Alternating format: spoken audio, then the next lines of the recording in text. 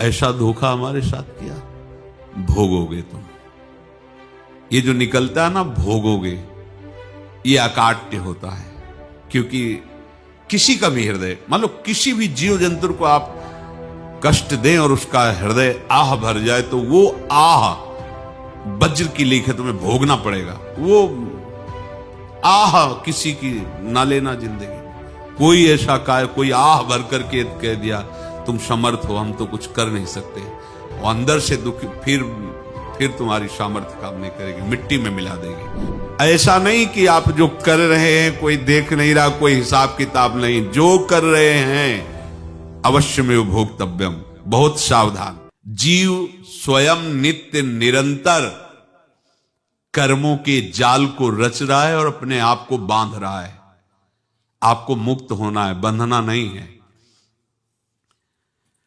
जीव का जन्म कर्मों के अनुबंध से होता है, कर्मों के बंधन से होता है, और उसको अपना ऋण चुकाना होता है।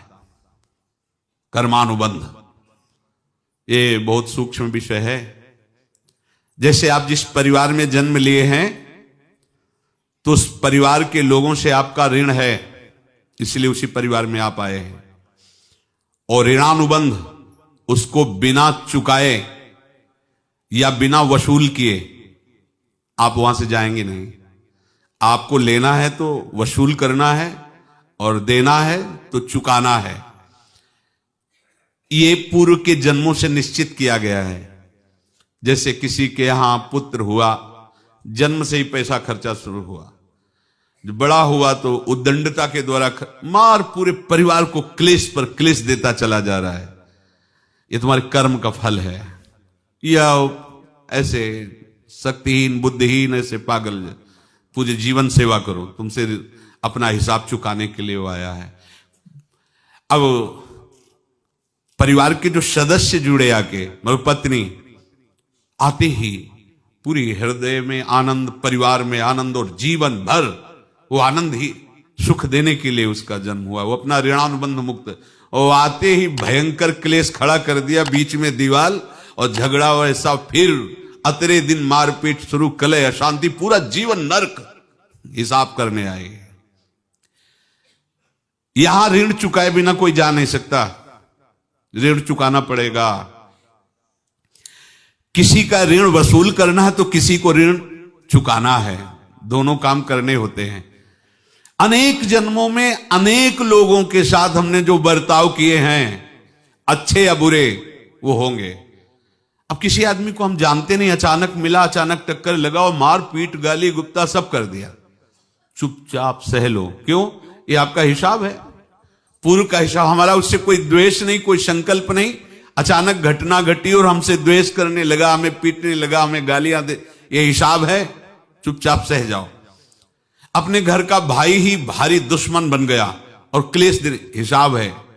एक प्रभुदत्त ब्रह्मचारी जी की वाणी में पढ़ा था, एक महात्मा जी भ्रमण करते थे, तो उस समय असरफियां चलती थी, मोहरे असरफियां, तो उनको भेंट में देते लोग। तो या तो ठाकुर सेवा में लगे तत्काल, या संत सेवा में तत्काल लगे, उसका संग्रह करके डोलना ये ठीक नहीं है बैरागी के लिए, सिद्धांत में ये ठीक नहीं है। तो जब 2, 4, 6, 8 ऐसे मोहरे हुई, तो उन्होंने विचार किया कि और भ्रमण करके जब काफी मोहरे हो जाएंगी तो प्रयागराज में जब कुंभ पड़ता है, एक बार पूरे सब अखाड़े के संतों को, अलग अलग संप्रदाय सब संतों को बुलाएंगे और सबको पुआएंगे। अब साधु है तो यही विचार करेगा, और क्या विचार करेगा। तो उन्होंने ऐसे डंडा बनवाया, बेंत, जो ऊपर से चूड़ीदार और भीतर पोला, और मोहरे उसमें डालते गए। और भ्रमण, जहां जहां श्रद्धालु भगत सबके यहां जाना और इच्छा रखना कि एक मोहर तो दे ही दे दक्षिणा में। कामना कोई भी हो वो बांधती ही है, ध्यान रखना। इसीलिए प्रभु जो चाहे वो करे, अपनी चाह नहीं रखनी चाहिए, अपनी चाह प्रभु की चाह में मिला देनी चाहिए। धीरे धीरे वो छड़ी भर गई, भ्रमण करने वाले महात्मा चूड़ी लगाई, इंतजार करते रहे। जब प्रयाग का कुंभ पड़ा तो चले। तो रास्ते में एक गांव में पूछा जाता है, जैसे कहीं रुको कि कोई श्रद्धालु ऐसा है जो संत सेवी है। तो कुछ लोगों ने बताया हाँ एक परिवार है बहुत संत सेवी है और आपको मिलाते हैं उनसे। हाँ ये महाराज घर में रुका, खूब अच्छा हलवा पूड़ी पवाया और जो घर के मालिक थे चरण दबाए। चरण दबाते दबाते उनकी दृष्टि पड़ी उस डंडे पे, इतना मोटा और ऊपर से कुछ चूड़ी सी भी नजर आ रही, इस डंडे में तो कोई रहस्य है ही है। अब महात्मा जी को खवा पिला के सुला दिया। महात्मा जी जब सो गए तो पत्नी से धीरे से कहा वो डंडा लाओ बाबा जी का डंडा। वो चूड़ीदार जो ही खोला पलटाया तो सैकड़ों मोहरे। ऐसे संत रोज पधारे भगवान, तुम आनंद हो जाए फिर क्या। पत्नी से कहा नाप के कंकड़ लाओ। वो तो महात्मा जी तो खाए खीर पूड़ी आराम से सो रहे। रात में पूरी प्लानिंग करके उसमें कंकड़ भर के चूड़ी लगाकर सिराने रख दिया, सारी मोहरें हटा ली। महात्मा जी आराम से छड़ी उठाए तो वजन पक्का। वैसे बड़े लोग चतुर होते हैं पर ये नहीं जानते कि कर्म कितना भयानक होता है। और उनकी कोई संतान नहीं थी पर धन में इतना प्रेम उनको था। बहुत सावधान। साधु महात्माओं के पास जो अर्थ है, गृहस्थी अगर आता वहीं से है, पर अगर उसको जोर जबरदस्ती या किसी छल कपट से, तो वो उसका विनाश ही करता है। आज तक का प्रमाण है। अब उनको ये भाव पता नहीं होगा, या पता होगा तो लोभ के कारण वो उसको मान नहीं पाए होंगे। महात्मा जी गए प्रयाग में, किसी अखाड़े पर रुके और वहां प्रार्थना की कि कल जो है संपूर्ण अखाड़ों का निमंत्रण किया जाए और सब संतों को भोग पवाया जाए और उनको दक्षिणा भी दी जाए। महंत ने सोचा कि बहुत बड़ा है तो उत्सव है, क्योंकि प्रयाग में कितने हजारों संत महात्मा सब। तो उनका महाराज बोरों इसमें चीनी और टीनों घी लगेगा, सब व्यवस्था। बोले आप मंगाइए, एक एक हिसाब हम करेंगे, हमारे पास सब व्यवस्था है। बोले कुछ तो पहले दे दो, इकट्ठे देंगे हम। उनको था कि अगर हम छड़ी खोला और दो चार मोहरे दी, किसी को पता लग गया तो गड़बड़ हो सकती। बोले हम भंडारे के समय आखिरी में सब कुछ आपको दे देंगे। ठीक है। वो अपने पास से पैसे लगाकर खूब जितना सामग्री सब लाए लाखों की, और सब संतों को निमंत्रण कर दिया। संत जन निमंत्रित हो गए, भंडारा बन रहा है। तब वहां के महंत है और उनका देखो भंडारा भी बन रहा है, संतों को निमंत्रण। अब आप अर्थ की व्यवस्था कीजिए, क्योंकि इतनी बड़ी हमारी सामर्थ्य नहीं थी जितना हमने किसी तरह हमने व्यवस्था की। अब मुझे अर्थ चाहिए, तभी आगे की व्यवस्था बढ़ेगी। संतों को दक्षिणा देंगे और जिनसे अर्थ लिया उनको दे। देखो रसोई बन गई है सब। उनका छत में विश्वास नहीं तो ये अभी चूड़ी खोली। उनको तो था ना कि मोहरे हैं कंकड़। तो अब जैसे कितना उनको सदमा लगा होगा, हजारों संतों का निमंत्रण, रसोई बन, मतलब संत हो के छल कपट। तो उनका महाराज आपने तो हमारा नाश कर दिया, जो महंत थे। अब बताओ रसोई बन गई, संत निमंत्रित हो गए और आप ये कंकड़ दिखा रहे हैं हमको। आपने तो हमें बर्बाद कर दिया, हमारी इतनी सामर्थ्य नहीं थी, आप पहले बता देते। संत होकर ऐसा छल कपट। अब वो बोले तो क्या बोले, क्योंकि उनको पता था कि मोहरे हैं इसमें।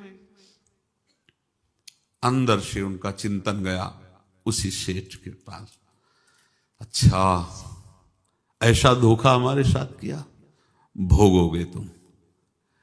ये जो निकलता है ना भोगोगे, ये अकाट्य होता है। क्योंकि किसी का भी हृदय, मान लो किसी भी जीव जंतु को आप कष्ट दें और उसका हृदय आह भर जाए, तो वो आह वज्र की लेख है, तुम्हें भोगना पड़ेगा। वो देखो भीष्म जी को भोगना पड़ रहा है ना। सांप को ऐसे धनुष की नोक से उठाया और बंबूल के कांटों के ऊपर फेंक दिया, कई दिन तक शेदा हुआ, वो आह भर करके मरा। तो आपको 6 महीने बाणों की सैया पर आह किसी की ना लेना जिंदगी में।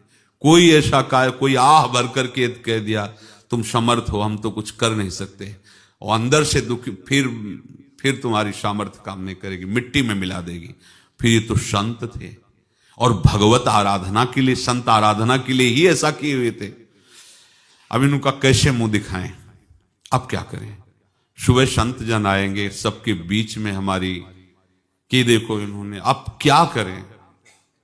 गए और संगम में जाके छलांग लगाई, अपने प्राण त्याग दिए। अब उनके तो पास मोहरे थी और व्यापार बढ़ा और 9-10 महीने बाद ही लड़का हुआ।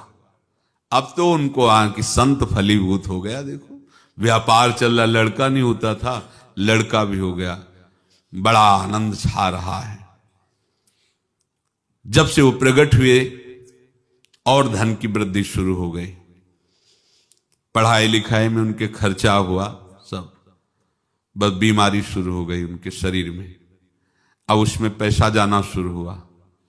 इतने आसक्त वो दोनों हो गए कि कुछ भी हो, व्यापार ठप, संपत्ति बेचना शुरू। तो उन्होंने कहा कि बेटा मैं क्या कर सकता हूं तुम्हारे लिए। बोले हमारी अंतिम इच्छा है, प्रयाग चलो और जितने प्रयाग में संत महात्मा सबको एक बार भंडारा करवाओ।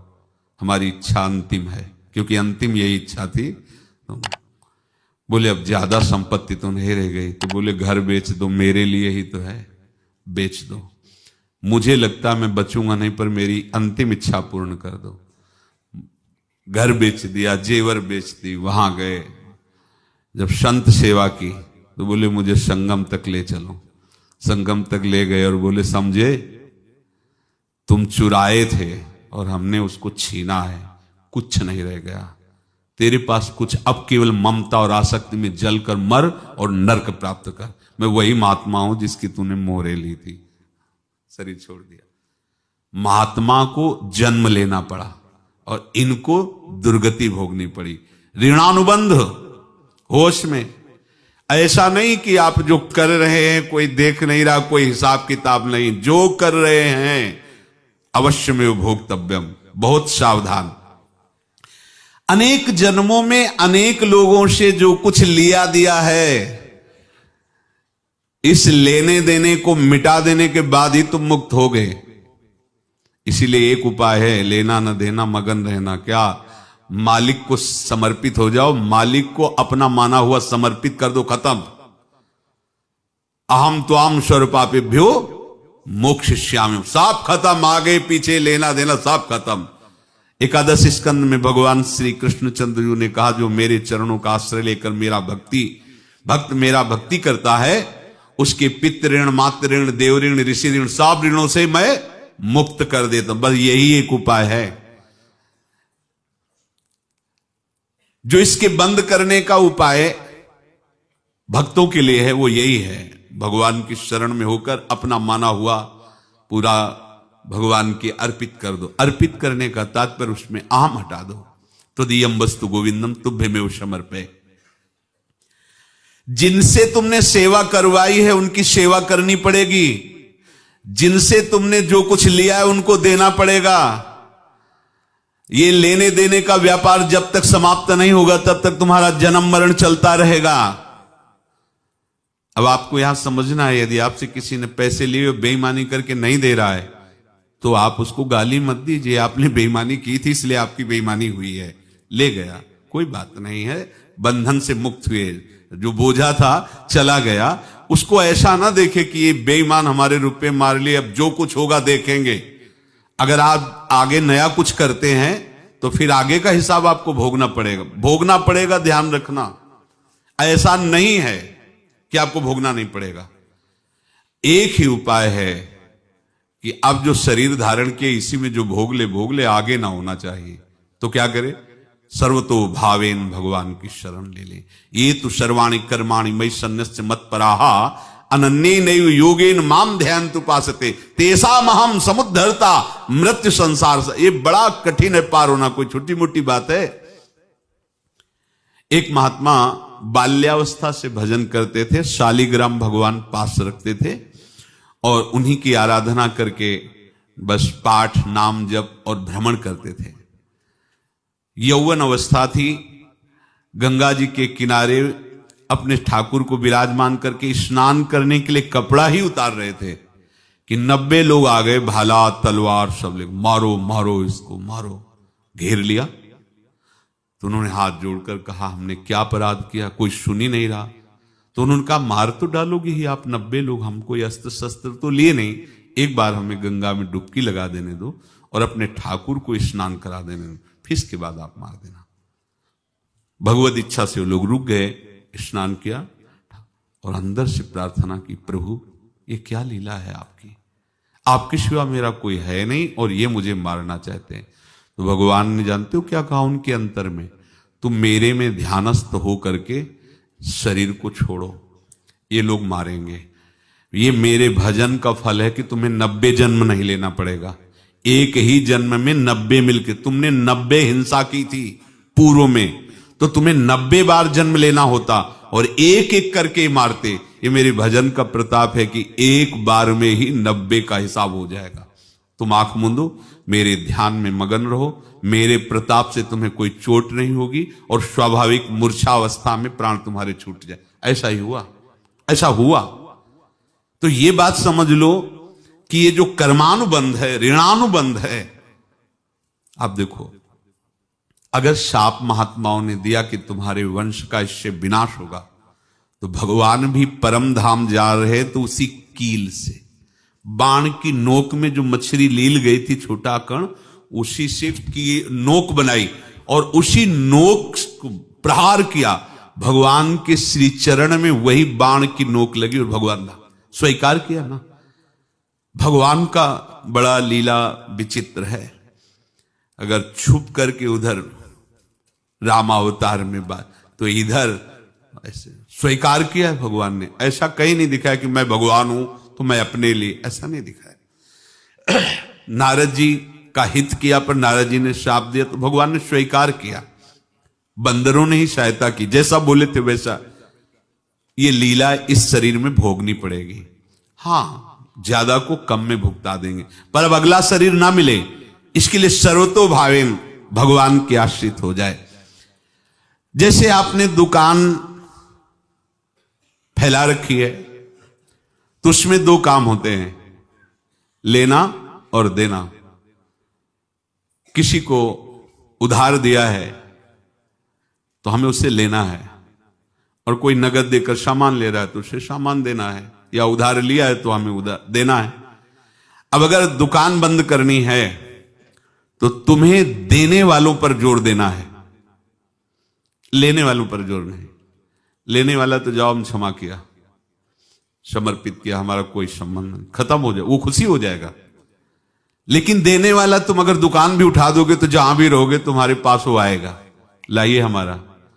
तो देने पर नजर रखिए, जिसका जिसका हिसाब है वो आपके सामने आता जाए, हटाते जाओ। लेने पर नजर मत रखिए और दुकान फौरन उठा दीजिए, नहीं अगर लेते देते रहे तो चलता रहेगा।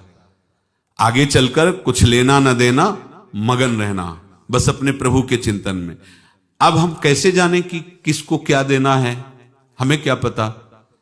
तो हम पूरा हिसाब जिनको पता है उनको दे देते हैं, समझ रहे हो, उनको पता है क्या लेना है क्या देना है, तो इनके पास पहुंच गए, सरकारी हिसाब से सब बराबर कर देंगे।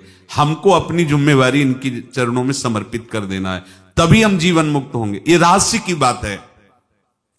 प्रभु कह रहे हैं, यस्य सर्वे समारंभाः काम संकल्प वर्जिताः